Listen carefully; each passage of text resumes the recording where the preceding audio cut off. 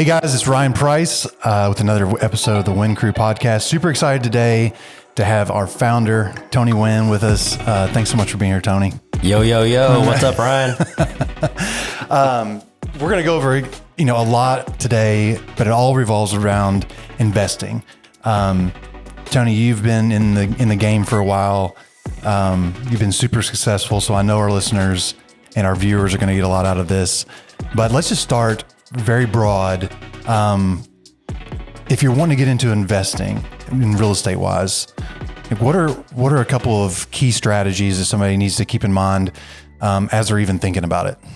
Awesome. Well, hey, I'm gonna go over so I've been doing this 10 years now at this point. So from a resume standpoint, we've got personal investment properties where it comes from rental income to Airbnbs to a farm, storage units, and actually even a laundromat at this point. So nice. Just kind of throw out my resume out there just so you can understand where we're coming from with this. Yeah. And we'll roll with that. But the first thing I always look into with key strategies with real estate investing is hey, what are you looking for right now currently? Is it short-term, mid-term, or long-term? But what I mean there is when you're investing, are you looking for this to create you financial wealth long-term? Or is it immediate return, right? So that's something you have to determine first. And after that then it goes to cash flow. What does that look like throughout this process? Is what's the return on your investment from a short term to a long term? Sure. You mentioned midterm. Explain midterm. Well, midterm is so I do some of these too as well. So I'll buy and invest and hold it for, a few years, wait for the equity to come up and then sell it and then roll it into another project. So Gotcha. For me, that's what I consider a midterm hold. Okay. Yeah. Rolling it, we're talking 1031. Yeah. Talk a little bit about what, I know this is for somebody new or just wanting to get into investing, this may be a little more down the line, but talk about what a 1031 is and how an investor can use that. So for 1031 is so if you buy a property and then for XYZ, and then this property becomes twice as much, right? Several years down the road, by rolling it over, you can sell the property, put it into a 1031 exchange and roll the profits into your next project. So you take the profit out of that, your next project can get bigger, right? So everybody's wondering how do you go from small to medium to bigger as an investor? Mm-hmm. Well, it takes time. Sure. So for that long-term side of things, it allows you to go into these bigger projects because you're rolling your smaller guys into a medium project and the medium guys into a larger project. Sure. So you're not really taking the profits of that money, like cashing a check and looking for something that's going into more of a holding account that you're paying for your next property through that 1031 exchange, correct? Yes, that's correct. Okay. Yep. Awesome. So as far as financial planning, if somebody's wanting to get into this, what do they need to look at from a personal standpoint? Hey, am I ready to do this? My biggest advice whenever I get asked that question is you got to take care of your personal self first, right?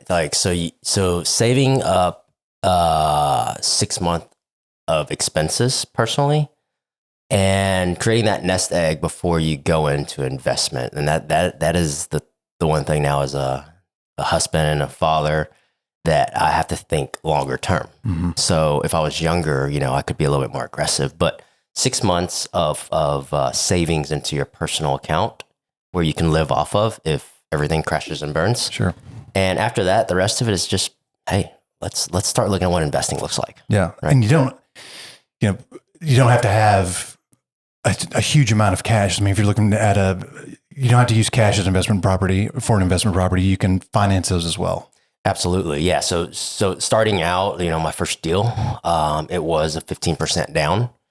And, you got to find that right property to be able to do that. Yeah. Yep. Yeah. You mentioned to take care of yourself first. It's kind of like when you're on an airplane, when the oxygen masks come down, you need to put it on yourself first before you try to save your kid, because you can't save your kid without having that oxygen. So having that nest egg, making sure your family's okay, kind of look at where you are and am I ready to, can I take care of myself and still get this property and start expanding and building. It's a great analogy. For me is it's really tough to think like that because you always want to go help, right, and save first. But yeah, absolutely. You got to take care of your well-being first. For sure. And then get prepared for it. Are there any tools or like different types of technology that you use to evaluate a property, saying, "Hey, is this worth it?" Or we talk about 2% rule and things like that. So, but as far as like tech, something that somebody could go download or use on their own to to see if this, hey, is this going to work or is this a good investment? Is there anything like that out there that you might use? Yeah, so there's tons of stuff out there, like even with like Zillow, right? They're a big major third-party platform, but they have an estimator. Realtor.com has an estimator of what a property's worth too as well. If you can go through there, look at the value of what it is and what they're asking for, you could comp it out pretty easily. Mm-hmm. The other side of it is working with somebody that understands that side of it. So that's the importance also, is when you're working with a real estate agent, make sure they know what you're looking for and what does investing mean, right? Mm-hmm. Because it is a different ballgame whenever you're looking at an investment property. Sure. Rather than just buying your personal resident. Yeah. So super important to know, to work with somebody that has the experience or has the knowledge around what you're looking for. Absolutely. Yep. And with any investment, there's going to be risk, right? Mm-hmm. So as far as hopefully mitigating the risk, managing the risk, what can people have in their head to say, hey, this is investment. There is a risk, but this is how we can go about seeing if it's a good risk or maybe potentially a bad one. So two ways of looking at that. One is the debt that you're going into and the cash flow momentarily at the time. So depending on the type of loan that you get, interest may raise after 5 years, mm-hmm. and that changes the debt service. But if it raises and you make sure there's cash flow, you should be good. Gotcha. Now, without the cash flow, there's an equity play. So let's say you buy something, it doesn't cash flow well, but also it's worth a lot more. There are some properties that I hold for that reason, even though it's not cash flowing from a monthly standpoint. I'm playing it from an equity standpoint where you could then sell it and move it into another project. So when you say cash flow, basically, is the property is it generating enough to pay for itself? Or correct. Are you saying cash flow like, hey, I'm making money off of this property? That's correct. So cash flow is like the positive on the side, right? Mm-hmm. So if it's at a negative cash flow, what happens if you're getting an income but it doesn't cover the debt, right? You're going negative every month. Right. However, if that asset is worth much more than you paid into it, well, then it's still potentially a good investment. Actually, it's a really good investment as long as you can sustain the negative cash flow. Right. And you talked about like having that nest egg personally. What about in a holding account for an individual property?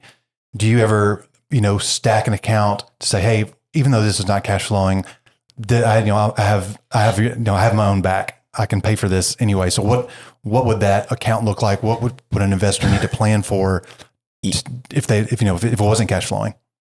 Great question, man. So at this point, with the other investments that I have, my investors goes into this pool. And if this pool can take care of itself as a whole, not just from an individual standpoint, I'm pulling the cash flow off of this guy to keep this other guy going, mm-hmm. to a certain point with determining what we're doing with this other property. Yeah. Right. So we get time off of it. And then we can use that to roll it into a new project. Yeah. What if you have one? What if you just have one? You don't have another property to float another property to float another property. It's funny. I get asked that question. So that first one has to be cash flow. Mm-hmm. It has to make sense. Yep. Right. Once you get to X, which is whatever that number is, I think you're more at risk on just having one or two or three than you are going to 20. Sure. At scale, your risk, you de-risk yourself, which it sounds kind of contradictory because you're like, wait, that's way more debt. Yeah. But don't forget, with that debt, there's cash flow to it. Yep. Right. Yeah. It makes a lot of sense for sure. So many conversations are revolving around interest rates right now. Mm-hmm. It's something that we feel like we're getting good news. We're going into an election year. Things mm-hmm. tend to happen for the better economically as we're going into an election year. Mm-hmm. But you've been in the business long enough to see some big swings in the market. Mm-hmm. So is there anything you did, or are there any tactics that an investor, can implement to weather the storm when either interest rates are at 8 or interest rates are at 3? Like how did you navigate those waters? Your numbers have to just get tighter, right? Like, so if interest rates higher, it means your payment's bigger. Mm-hmm. So the property has to cash flow better. Yeah. Right. So you got to run your numbers tight. And it comes down to math, right? If the math's not mathing, it doesn't work. Yeah, right. You can't force it. The only way you can math it out is bigger injection, which is buying down the debt.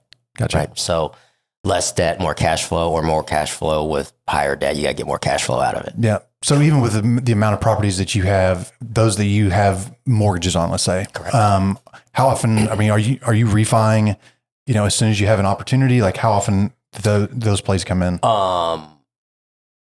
The right questions I should be. Did I lock them all up in the right percentages when they were super low? No, I didn't. Right. So it's still at a good percentage where I feel very comfortable with it. But yeah, absolutely. So when it drops, I mean, it makes a significant change on what your debt is. Absolutely. Because massive swings on the other side by a point or 2 points, right? So we're talking to people that are interested in investing. A lot of our listeners are also real estate agents. Yep. So what can a real estate agent do? You mentioned earlier, like when you start looking around for investment properties, you want to either know a lot about it or have someone on your side that knows a lot about it. Yes. What are some ways that real estate agents can get more well-versed in investing, and some key things that they need to study or make sure they know so they can tap into hopefully that pool of people that they could help find investment properties? Perfect. So if it's long-term investing, that's rental, right? So make sure you know the rental market. I think Zillow and Realtor.com offers what rent, like a common average number of rental is, and run that rental number. That's your gross number. That's you literally can run from the top line downwards, right? And if you know what the income can be on that certain property, you can run the expenses too as well afterwards. But after that is then what's the debt and what percentage? Sure. So loan calculator and knowing the rent on the top front, on the front end of it. So really using some technology, even if you're not well-versed as a real estate agent to help investors, you can sound very smart just by using what tools and technology we have at our fingertips. Well, it's gross, expense, and net at this point. So you figure out those numbers. You don't even have to get fancy with technology. Just run those numbers. Yeah. So many Saturdays in our office, one of our agents, Adam Brooks, I see you have kind of a group of investors. Yes. For an agent that wants to build that sphere or that circle or pool of people that they want to work with, what are some ways that they can kind of get into that market to meet new investors, to hopefully build their pipeline to help them get to where they want to get? So gain the knowledge first. I would say that, to walk the walk, you got to have to get the backing and educate yourself first, right? And then after that is then once you get the knowledge, I'm an investor myself. So, I'm a client, right? Yeah. Potential client. So once you kind of start doing that, now you're going to have to find the deals. You find the deals, the investors will come. Yeah. Do you feel like it's very similar? We can draw a lot of parallels to finding, someone in a single family home to live in for 30 years versus someone that wants, to start investing in rental properties. What are the biggest differences that an agent needs to do for a single family home versus somebody that just wants to invest? So the way I look at that from a personal standpoint, a single family home, when you live in, that's more of an emotional. It's location, it's price, it's where you're going to raise your family. Mm-hmm. From the investment standpoint, it comes down to the numbers once again. It's like you run the numbers well and you present the deal if the numbers make sense, and you're going to have a ton of hand raisers, I believe. For sure. Right. So you're right. Any kind of purchase or sale of a single family home that someone's living in is super emotional. And Absolutely. As agents, we take on a lot of that emotion too. Yep. But I do see what you're saying. Like if I'm getting something, on the side to hopefully rent, my heart's in it because the money's in it, but I'm not super tied, emotionally to it. Yeah. And some people do get tied to the property itself. But at scale, you're going to have to learn that the numbers matter, right? That it all breaks back down to, does this investment make sense for me long term? For sure. So we talked about, some of those services that an agent can provide, tailoring those to basically the needs of an individual investor. Mm-hmm.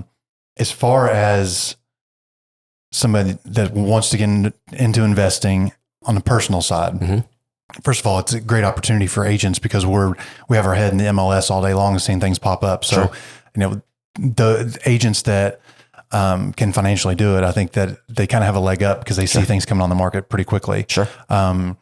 As as a real estate agent, is there anything different that needs to happen if I want to buy an investment property versus if I wasn't in the industry? Sure. Any differences that need to happen there? So we're running a guarantee program right now. So it's a Huynh Crew guarantee offer. And, for that, if you have a client that needs out of their house pretty quick, we got investors that are interested in those properties and we can get you an offer too as well. So, for us right now is how do you create solutions when somebody needs help? There, right? So it's just an additional way to help out potential sellers that are in, whatever they're going through, a rough patch or whatever it is that they have to get out from under their house. So it's amazing. Like we're still providing a service by giving them those, but we could also be providing that service by, if we're financially able, possibly giving them an offer ourselves. Absolutely. Yeah. That's right. And they'll need to know that, we're a licensed real estate agent, right? Correct. Anytime you're going into those binding contracts, make sure that is fully disclosed. That's awesome advice, Tony. So to wrap up, give me 3 things advice wise for a new investor. Maybe something we've already talked about, maybe something we haven't hit on, but 3 key points. So if people are on the fence about, hey, am I ready? Or, hey, do I want to do this? Give me a few things that a new investor needs to hear. Sweet. I get asked that quite a bit. I'll probably already said all 3 already throughout our conversation, but the first one is savings, right? Like 6 months of savings. Get that piece in place. The rest of it is then put it to work. Yeah.